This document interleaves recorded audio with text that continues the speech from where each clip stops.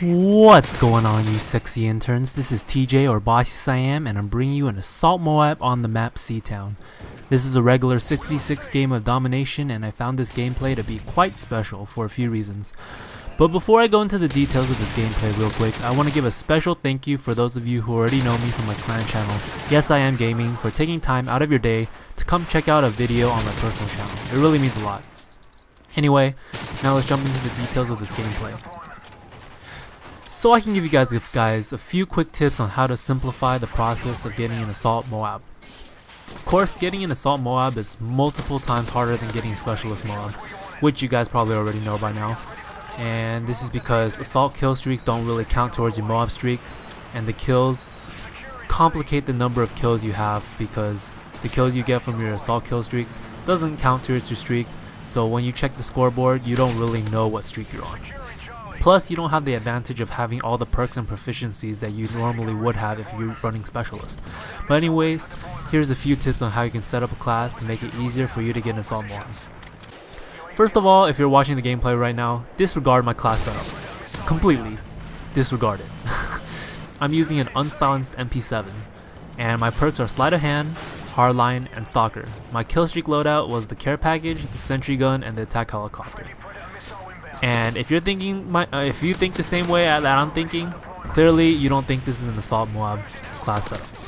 And clearly it's not. I wasn't playing this game with the mentality of, hey guys, I'm gonna get an Assault MOAB.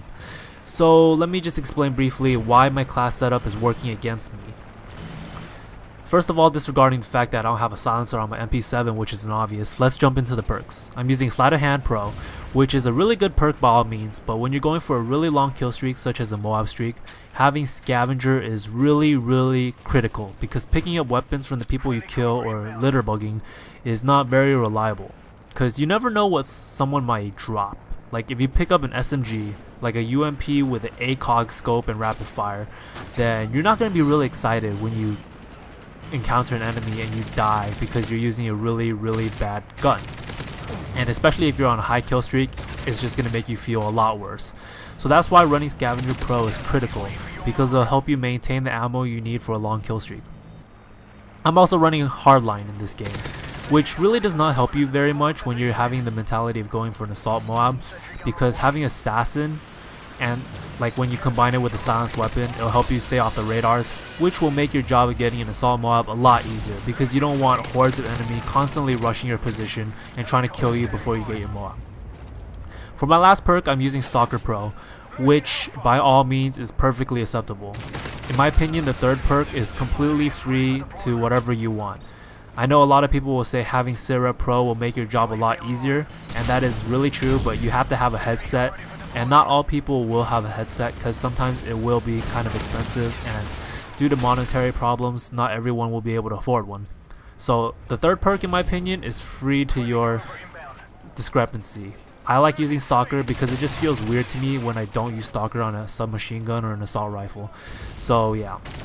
Moving on to my kill streaks, you should not run any kill streaks that you have to airdrop in, like the care package or the sentry gun. And the odds are I'm using both of them in this gameplay, and I think that I'm kind of stupid in the fact that I run to go capture every care package, every sentry gun that I call in, because I was actually going for a challenge in this gameplay. I was trying to get 150 sentry gun call-ins, so that's why I was running this kill streak loadout. So when you're going for the Assault MOAB, you should not be running a care package or sentry gun or assault drone, juggernaut, whatever you're using that you need to airdrop in, because when you're picking that up, you can't shoot back at the enemy, and if an enemy camps your care package, kills you when you're trying to pick up your own care package, that really sucks, especially when you're going for a MOAB.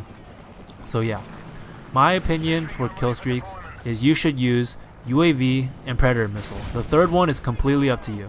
The UAV will actually help you get gun kills because you'll know where enemy players are, and then if someone's trying to flank you and they're not using assassin, then you can turn it on them, which is really helpful.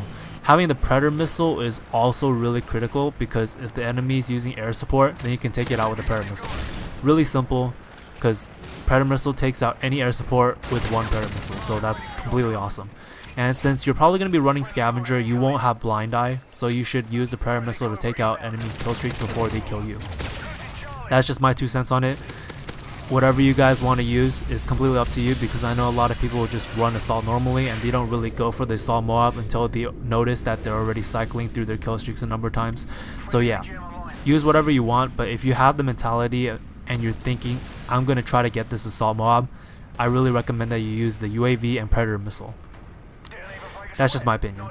Anyway, hopefully you guys will take into consideration what I've said, and maybe it'll help you get your first assault MOAB. And this is basically the few tips I have on how to set up a class, which will kind of help you make getting an assault MOAB a little bit easier. So anyways, thank you guys for watching this video, and remember to like the video if you enjoyed or found it useful, and please subscribe if you're new around here. Consider yourselves experienced. I'm Bossy Siam, and I'm out. Peace.